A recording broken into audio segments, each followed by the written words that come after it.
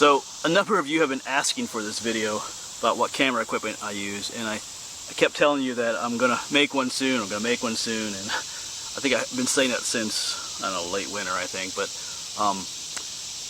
today's a Saturday. I wasn't planning on going out today because yesterday they were calling for 90% thunderstorms all day, and not today, they're only calling for 60%, but I didn't really head out today, but I'll take this opportunity today to make this video about what camera equipment I use. I'm just chilling out here in my backyard, so you might hear some traffic noise out in the back, but that's the way it is. These are not my favorite videos to make for different reasons. I'm not actually out hiking or exploring. Like several months ago I made one about what's in my backpack, and because I got interesting comments on that, I figured I would get interesting comments on that because, you know, everybody has their own idea of what you should take in your backpack when you go out hiking and stuff. And you know, if I would take everything that everybody suggested I take in that video, I'd have this huge backpack that weighs, you know, over 100 pounds. So this video might end up being the same way in some ways because everybody has their own opinions about camera equipment and whatnot. So, and just throw some disclaimers out there for myself. I am not a professional photographer or camera person or video person. I'm just an amateur. You know, I do have a YouTube channel, you know, 5,000 subscribers. Nothing huge, but I have learned quite a bit of stuff. I'm still learning a lot more, so I'll share with you what I use, why I use it, some of the mistakes I've made along the way, and some different improvements that I'm trying to make. So I'll go ahead and share all that with you. Hopefully this video doesn't get too long. I might ramble a little bit, but anyway, let's get started. Interestingly enough, this is the camera I started out with. Not with video, but with taking pictures. Back in 2013, I had some big changes that came in my life. I've kind of mentioned that in other videos. I'm not going to go into detail, but that was like spring of 2013, and that's why I first started hiking and exploring in the woods like I do now. And this is the camera that I had back then, just this little cheap Kodak digital camera. I didn't take videos with this back then, only pictures, but this is what I started with. And I have a bag right here where I keep all my camera equipment in, because, you know, as I started doing this more and more, you start getting more equipment, and I used to not keep this in the bag, but I will now, because just a couple days earlier this week I was helping out at a camp with some girls. American Heritage Girls are called, and it's kind of like the Girl Scouts, but they work on different badges they have to get. One was a photography badge, and they needed a digital camera, and some of the girls didn't have one, so I wish I would have brought this along for one of them to use. I did let them use my backup camera for my videos. That made me a little nervous, because even if they were done with their badge, the one girl was running around with it. You know, you have an 11-year-old girl running around with your $400, you know, backup camera for YouTube. It can make me kind of nervous. But anyway, I wish I had this long for them to use. So I think I'll keep it in my bag for now. But this is what I start out with. But after using this for a while, I realized, you know, if I'm really going to do this, take pictures and stuff, I need something better. This is fine for taking pictures of wildflowers and mushrooms and stuff like that, because, you know, a mushroom can't run away from you when you try to take his picture. You know, even if it wanted to, it can't. But like trying to take pictures of birds and other animals, and this was worthless. You had a 3-power zoom, which does nothing, and yeah, so I realized I had to get something else, which I did. So I debated quite a while on what to get. Like I said, I was not a huge camera person, didn't know a whole lot about cameras. I'm also kind of a Scrooge when it comes to buying stuff. You know, the idea of spending $400 on a camera was like, you know, just for a hobby of hiking or stuff. You know, at that time, I wasn't doing YouTube, and I didn't know, I mean, $400 on a camera, or, you know, should I really be doing that? But in the fall of 2014, I finally did it. You know, my birthday's in November, so I finally got my first real camera. This is the Canon SX50. I'll put that down below here. The Canon SX50. It's got a 50 powered zoom, which is awesome for taking pictures. It was about I think it got on sale for about $400. Canon doesn't make this one anymore, and I'll explain why in a moment. But when I first got this, it was just for pictures. I think I did know that it could take video. I think in the back of my mind, I was thinking that maybe I would like to start taking videos, but I didn't actually start that till the summer of 2015. So this was my first YouTube camera when I started videoing with in the summer of 2015. And as far as picture quality, it takes great, you know, picture quality, you know, full HD video. It was really easy to use. The one drawback to this camera was there was kind of, I guess you could call it a defect. I don't know what it was, manufacturer error. But the internal microphone, what happened was there was this, when I was taking video, there would be this clicking noise that would show up in the audio, and people started commenting on it, like, what's that clicking noise? And I could hear it too in the videos, and it was kind of annoying. I could even hear it while I was videoing sometimes, you know. I could hear, you know, this clicking noise, like, what is that? And I started doing research, and here, I guess they call it the servo motor, like the internal microphone is right up here, but the servo motor for the autofocus, whatever it is, would make this clicking noise, or as it was trying to focus, and it was right near where the internal microphone was, so the internal microphone was picking up all that noise as well. So at some point I decided I needed to get something else besides this, because it was affecting the audio quality. And there's no, you could mount an external microphone up here, but there's no place to plug it in, to jack it in. So at that point in time I was realizing I needed a better sound for my videos, and that meant getting an external microphone, because the sound quality on here was getting pretty bad, and this didn't have a place for an external microphone to plug into or anything. And I realized I was going to continue making YouTube videos, so I was going to need to upgrade to something else. Otherwise, this camera worked great. We got to know each other pretty well, I guess you could say. And like I said, this is my backup camera. I do keep this in my bag, so when I go on trips, this is always with me. I've never had to use it as a backup camera, but in case my main camera, like the one I'm using now, something fails with it, I have something with, so, you know, if you're driving 2 hours to make a video and you only bring one camera along, you know, something goes wrong with that one. Yeah, but this one, even though it's not perfect and audio's a little off, at least it's something. So I do always keep this one with me when I go on. Well, if I go on a local exploration, I might not take this one along, but if it's a longer trip, I'll make sure I have a backup camera with me. So I'm now filming with my backup camera, the SX50. I actually haven't used this for like 2 years, so you might see I don't know, you might hear, and I don't have the external microphone on this one, so the sound should probably be different. But this is my upgrade. This is the Canon SX60. It's got a 65 powered zoom, because it has the mounts on the top, and the big thing with this is it has, you know, an external jack, so I can stick an external microphone on here and jack it in to the microphone for the external microphone. Only thing, there's an adapter ring on here that didn't come with. I might talk about that later. But this is very similar to the SX50. It's a little bit bigger, a little bit heavier. But I'll talk about in a moment why I stuck with Canon. But I'm going to go ahead and switch the cameras again so I can use this one. All right, I'm back to using the SX60 again, the upgrade. And you should be able to see or hear a sound difference between the two with the external microphone on, which you haven't seen yet. You might ask, why did I stick with Canon when, you know, the previous model that I used, you know, had that defect, I guess you could say. Well, when I bought this one, I did plenty of research. I stuck with Canon because it was, this one is very similar in style to the one I had used, so I didn't have to relearn to use a new camera. So I stuck with this one, and the innards of this one are different than the SX50. It doesn't have that same problem with the servo motor. It's different. So. And I read tons of reviews on Amazon and other places, and everybody liked it. No one complained about the same problems that the SX50 had. So it was a completely new setup on the inside. So I went ahead and bought it, and I haven't had a whole lot of complaints with it. The only thing I would change on it is it doesn't do well in low light situations. I guess the light sensor, they call it, is very small on here. So sometimes in low light conditions, the video image is a little grainy, a little bit off. Now I can sorry about the traffic. I can offset that by having good external lights, but still sometimes in some situations where I'm filming, it's kind of maybe near dusk, the image quality is not quite what I would like.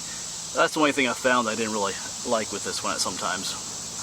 But as far as cameras go, you know, you can use whatever you want. I mean, I've been to YouTuber meetups, you know, and been with other made videos with other YouTubers, and everybody has their own camera they're using, their own different type of microphones. So everybody has, there's tons of cameras out there to choose from. Like I said, this is just what I use, what I'm comfortable with using. I'm in no way saying that you have to use what I am using.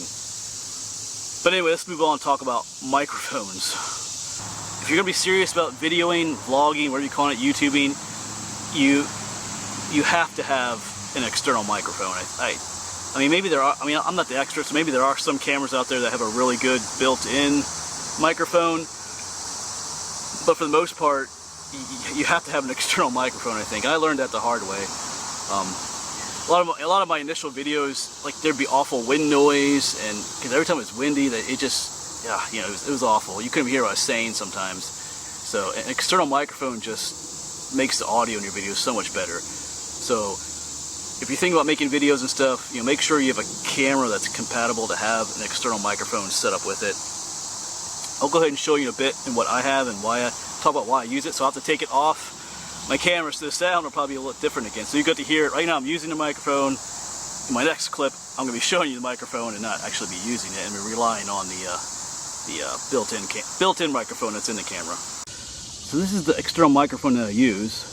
It's because it's got the jack that hooks right into the camera, and it's powered through the stereo jack. That's where it doesn't have batteries or anything. This is the Nikon ME1. I'll put that down below. The Nikon ME1. It was about, what was it, $120 or something, $110. And I also bought the wind muff for it, or the dead cat. So I'm going to go ahead and put this on and show you what it looks like with this on. So this is what it looks like with they call it a dead cat, or just a wind muff, because it looks kind of a little funny to some people it looks funny. And if you're familiar with video and you see people have similar things. But sometimes when I'm out in the woods or different places, people see this like, what is that thing? I try to explain it's like a windbreaker, reduces the wind noise. And regardless if it looks funny or not, this just totally deadens the wind noise.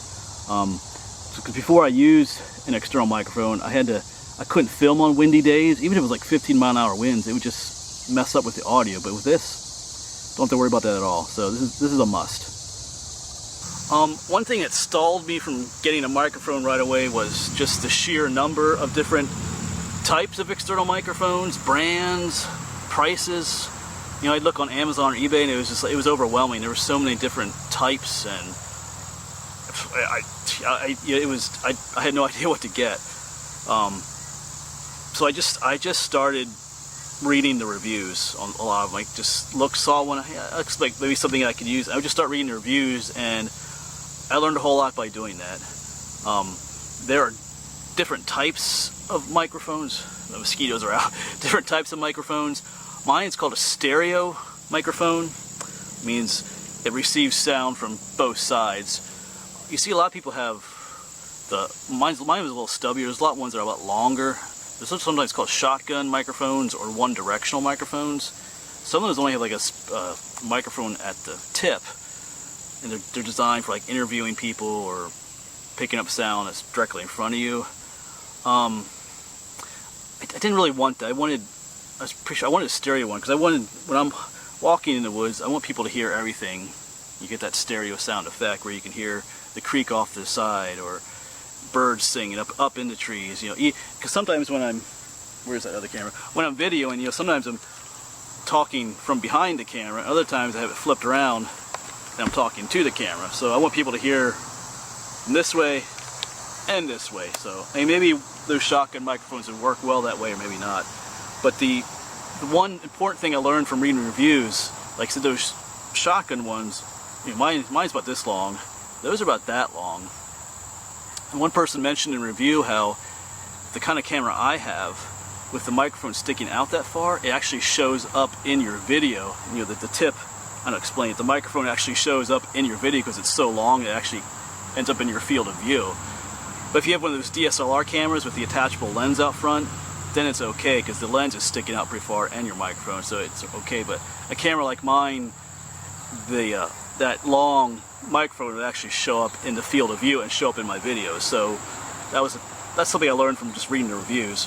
It's a good thing I read that, because I was thinking about getting one of those, because they're kind of expensive. Some of the ones I was looking at were like $300 or something, so I was kind of leaning that way. But then I kind of read that review, I was like, it's a good thing to know. So I went with the stereo one, a little shorter, a little stubbier. There are ones that fit on your, what are they called, lapel? There's another name for them, I think, too. Like just a little thing hooks on here. I've watched a lot of videos where people use those. I'm not sure what I think of those. I mean, some do have a wire that goes to your camera, but that's kind of awkward. And a lot of them are wireless, which can be cool, but I've watched videos too where their wireless microphone doesn't work and there's no sound. So yeah, people that use those, their audio is like super crisp and clear sometimes, almost, I don't know how to word it, it's almost too much sometimes. Their voice is almost too, I don't know if that sounds weird or not, their voice is almost too clear or too loud sometimes. And with those microphones, you don't really hear as much of the outside environment, which I guess depending on the situation you're in, you might not want to hear. But like I said, when I'm out, like maybe not hear the traffic in the background, but when I'm out in the woods and filming, I want people to hear everything, the sounds of nature and everything. So one of these, I don't know. And in the one video, the guy was using one, he walked like 20, 30 feet away from the camera and was talking, and it sounded like he was still right next to the camera, so that sounded kind of weird too. But you know, whatever, if you want to use one of those, that might work perfect for you. Depending on what types of videos you're making, that might be the thing for you. But just know that there are different types of speakers out, different types of microphones out there. And there are probably some other types out there that I'm forgetting. Another thing to consider is price. There were some others similar to this one. Well, I say it's about 120 maybe. I saw one for 80 bucks. That was a brand I never heard of. And then there was one for like 20 bucks from China. You know, so I did go with the name brand, the Nikon. I thought that's probably the best way to go if I'm going to be using these for my YouTube videos. So yeah, it's something to consider. Don't necessarily go with the cheap, you know, cheap price can a lot of times mean cheap quality as well. So the same thing with the microphones as with the camera. There's a ton out there to choose from, and the one I use may not be what you're looking for. I said there's a ton out there. You might find something that suits your needs better for your video, but the Nikon ME1, I think it does great for video. I haven't had any problems with it at all. Like I said, that with that wind muff on, even when I'm on top of like a overlook on a mountain, it's just blasting me with wind. That just knocks the wind noise out. I mean, you can tell it's windy in the video, but you don't have that sound that just blocks out your audio altogether. So, and like I said before, if you're going to do videoing, external microphone is a must. I mean, I learned that the hard way. I had some other YouTubers tell me in my comments, hey, you know, you should really consider an external microphone, and they were right. So I mean, if I had to start YouTube all over again from the beginning, I'd start out right away with an external microphone. So this video might be getting a little bit long, but I'm going to talk a little about some of the other equipment I use, like lights. That's another thing I had to learn to use, the lights. So I'm going to continue on with some of that. The brand that I use is called Newer. I'll put that down below. It's not really spelled the way it sounds. Well, actually, there it is. Newer. I don't have to do it. What's backwards, maybe. First one I got was this little one, $15 one.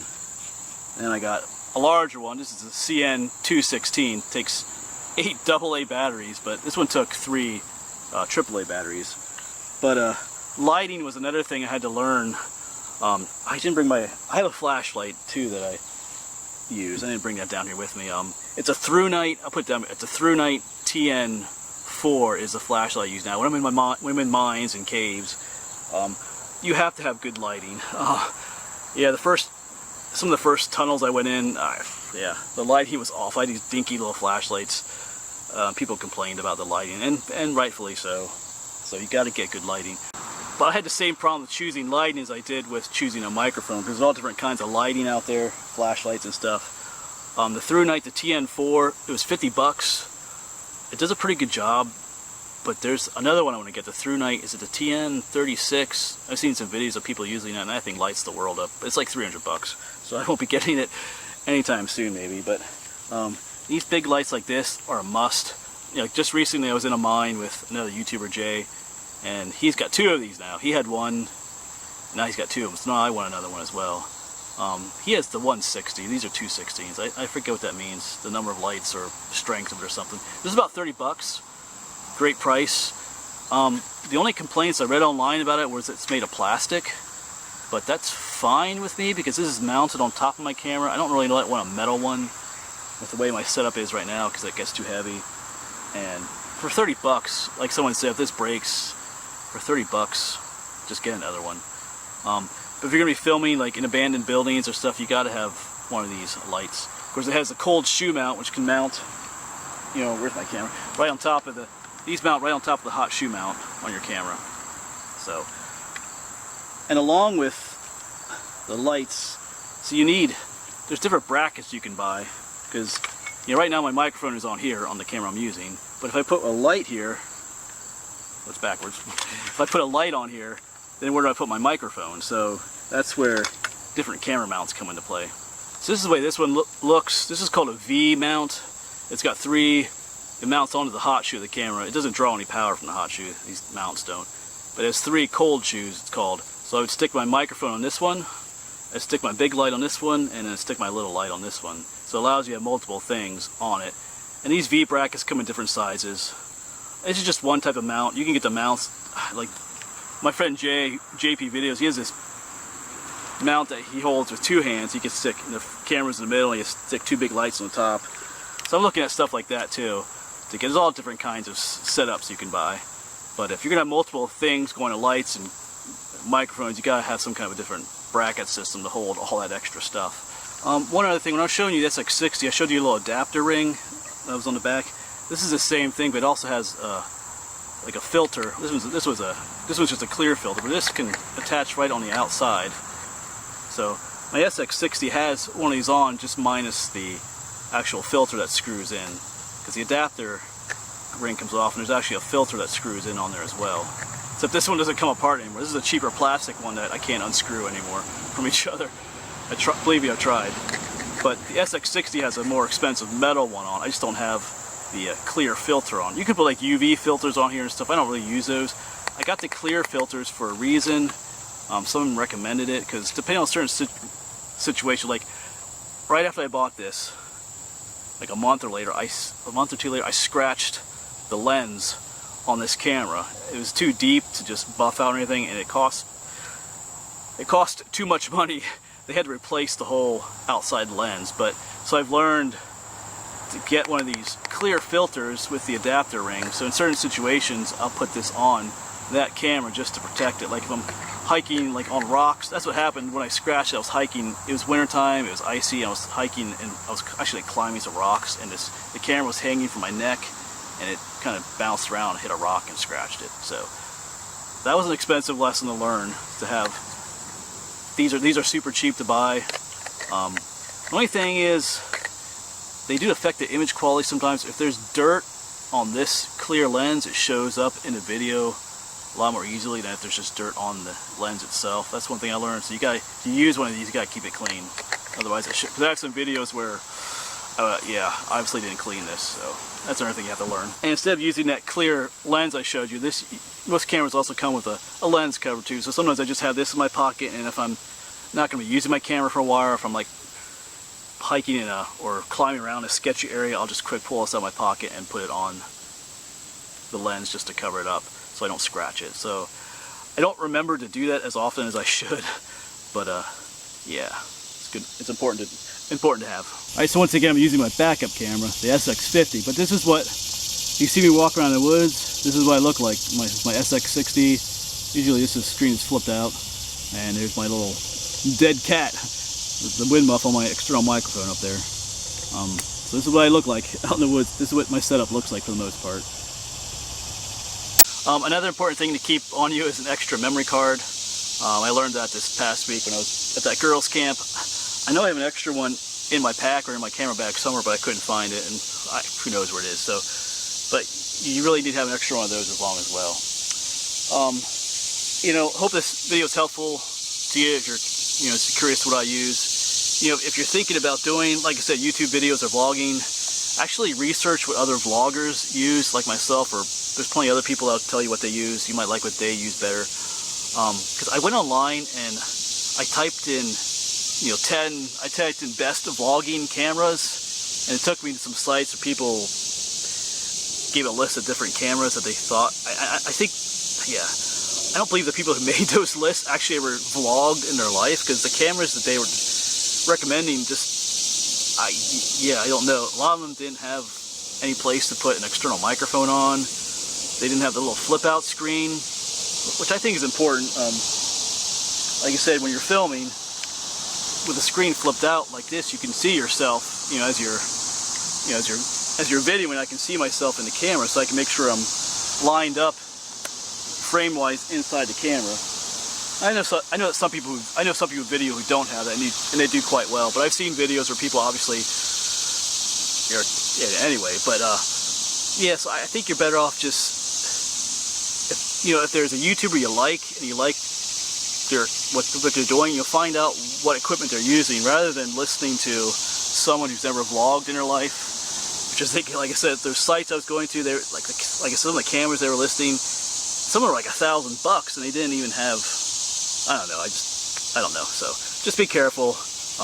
Do your research, because you know all this equipment costs money, and you want to make sure you're buying stuff that works and works for you. So anyway, if you have questions, you can go ahead and ask me. Like I said, you might and if you disagree with the stuff I use, that's fine. You go ahead and comment away.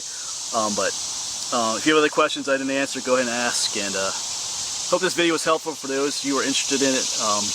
If you weren't interested in this, you probably didn't watch it anyway. But anyway, I'll see you around.